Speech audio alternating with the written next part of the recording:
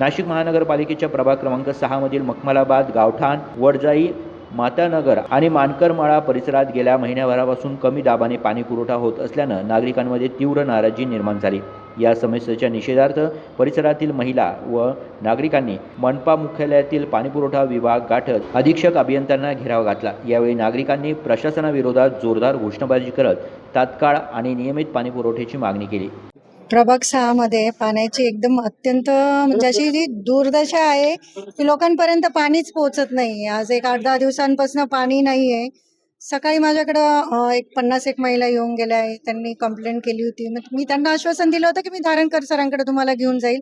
पाण्याचं आपण चांगल्यापैकी नियोजन लावू। मी वॉलमॅन लोकांनाही बोलून घेतलं होतं, कारण प्रत्येकाचा एक प्रश्न होता की नाही वॉलमॅनचा इश्यू आहे, वॉलमॅन म्हणजे यांचा आहे, डेप्युटींचा आहे, डेप्युटी नाहीच आहे एकतर। नंतर आपले जेई आहे, जेई म्हणायचे वॉलमॅनचा असेल काही। मग आपण सगळे समोर घेतले आणि प्रत्यक्ष धारणकर सरांकडे आपण सगळ्यांना घेऊन आलो आणि ही पाण्याची समस्या मांडली। तर धारणकर सरांनी 5 दिवस दिले। आपण बघू 5 दिवसानंतर धारणकर सर काय करताय याच्यावरती।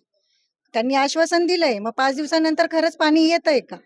आणि नेमकी प्रॉब्लेम कोणाचा आहे? नेमकी डेप्युटींचा आहे की जेईंचा आहे की वॉलमॅन लोकांचा आहे? नागरिकांच्या या आक्रमक भूमिकेनंतर प्रशासनाने लवकरात लवकर योग्य उपाययोजना करण्याचे आश्वासन दिले आहे। गुड्डू शेख, दिशा न्यूज, नाशिक।